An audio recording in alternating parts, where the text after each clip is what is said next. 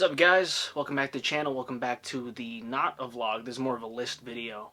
But my name is Kyle. I have a 2023 Subaru BRZ. I picked up the BRZ a little bit more than a month ago, and I have barely driven it. Since I picked it up, I had it taken right to a shop to get PPF'd, and then once that was done, it rained for probably like 3 weeks in a row. It just rained every other day for 3 weeks, and when it wasn't raining, it was like 10 degrees outside. So I just recently passed 100 miles on it because it's about 100 miles every day that I take it to work. So now that I've had some seat time in the BRZ, I can tell you that I love that thing to death. The way it handles, the way it feels, the sound system isn't even bad. Just recently we had a nice enough day where I could roll down the windows and just cruise with it to work, and it was such a happy experience. Even without my tints, even without an exhaust, that thing felt nice. That being said, now that I do have more seat time in it, there are a few things that I don't like.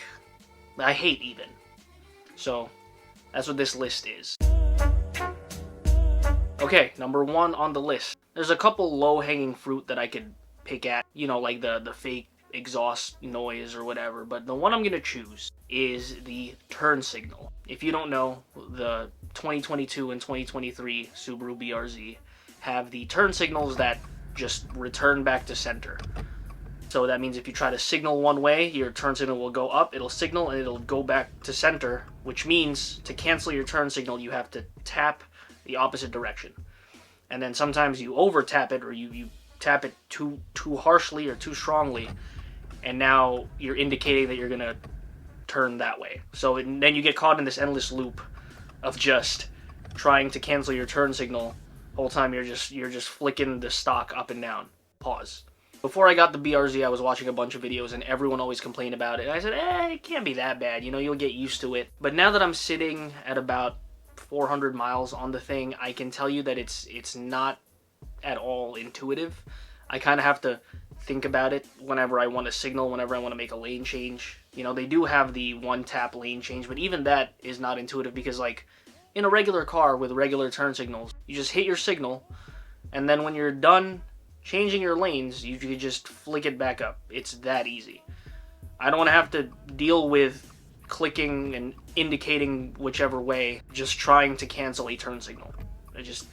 That's number one on the list of things I hate about my new BRZ. I think it's also the same for the GR86, so yeah. Number two on this list is that there is no front tray for storage. There's actually a good amount of cup holders in the BRZ. I believe there's 4 that I know of. 4? There's the one on each door card.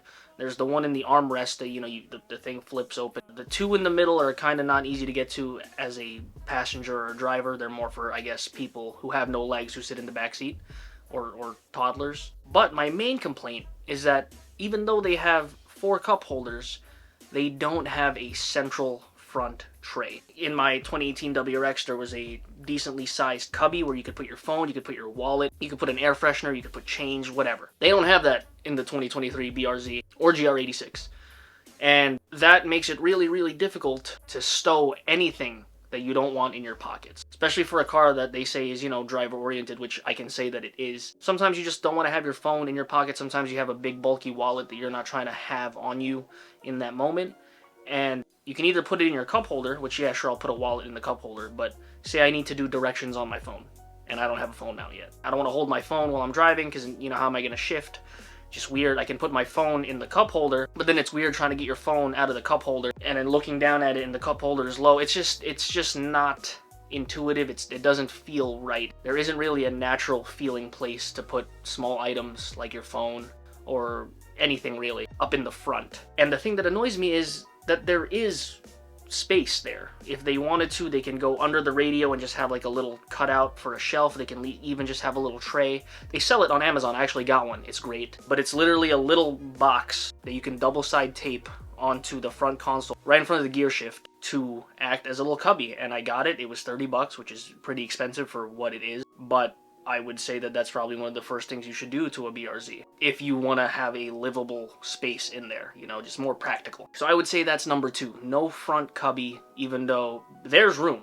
Number 3, the trunk is small and weird. Now I get it. It's a coupe. It's a two-door coupe, which means less cargo. But that doesn't necessarily mean less accessible cargo. What I mean by that is the 350Z, the 370Z, has barely any cargo room, but it's a whole liftback, so you have access to it. The problem with the BRZ is that it has these really aggressive hips, which is not a bad thing. I love the styling of the car.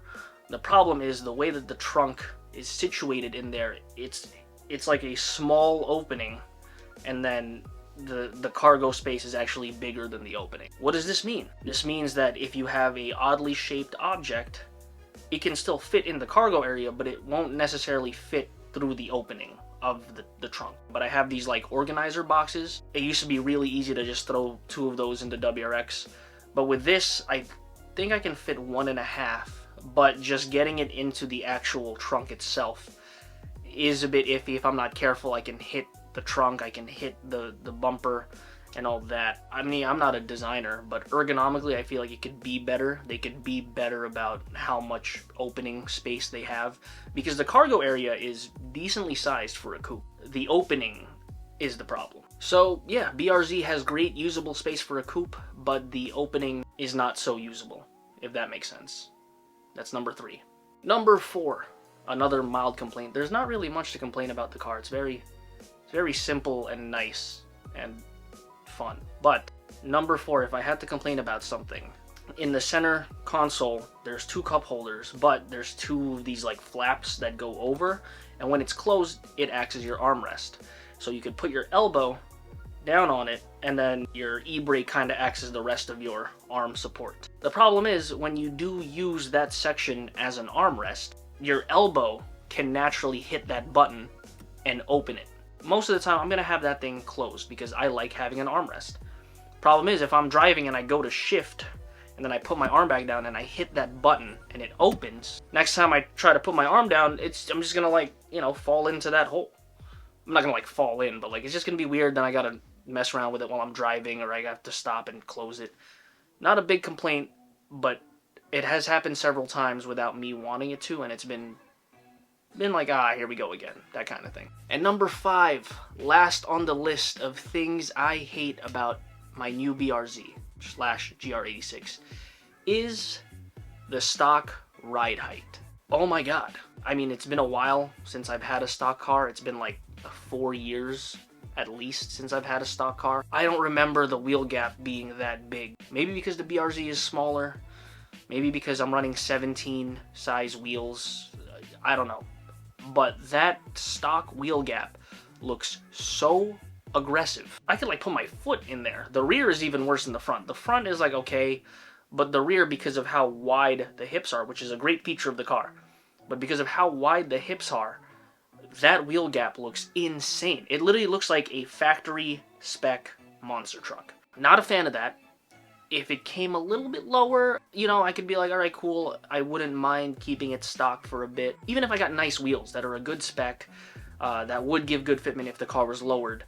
If I don't lower the car immediately after, it's just gonna look silly. It's just gonna look silly. So yeah, number 5 on my list of things I hate about my BRZ is that atrocious stock wheel gap. Not to mention, it opens me up for anytime I post a picture of the car, because I love this car, it's so photogenic. Anytime I post a picture at just the wrong angle, or if I post a story at just the wrong angle, I'll get like 30 comments of like, hey, nice monster truck, hey, nice lift kit. It's not lifted, it's stock. Yeah, that's number 5. I am going to be working on that soon. I'm trying to figure out if I want to go bags or coils, or I just want to put a bunch of bricks in the back. I don't know. We're going to figure that out. So those are 5 things I hate about my BRZ. Not even hate, just like they can get annoying. And over time, I hate the turn signals. I'll give you that. The fake engine noise, you can turn it off easy. The whole auto centering turn signal thing where you keep confusing people with what lane you want to be in, it's just I hate that. And the front cubby. It would be nice to have a front cubby. So yeah, this is just a quick video. I hope you guys enjoy. If you have a BRZ or a GR86, let me know what you don't like in the comments. I just want to know, because there's really nothing to complain about the car. Like, it was hard to make this video, but I wanted to make this video first because it was way easier to list all the things I love about my new BRZ. So yeah, let me know. I love the car. I have a couple mods coming in already. I've done a couple mods to make it more livable, which I'll put that in a video. But yeah, I will catch you guys on the next one.